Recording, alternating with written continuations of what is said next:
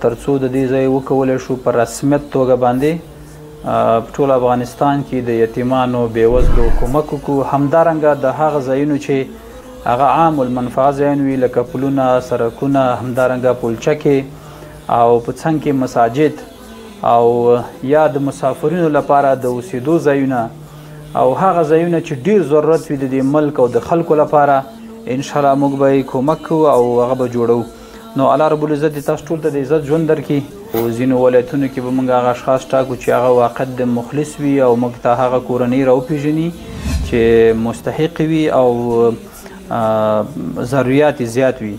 او انشاءالله دا وطن او دا ولس به په شریکه باندې جوړو او راجګو.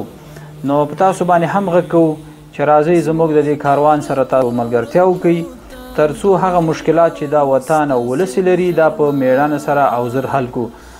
پام چې خاورې نه کړئ د مظلوم او د یتیم ارمان هلی په اخلاص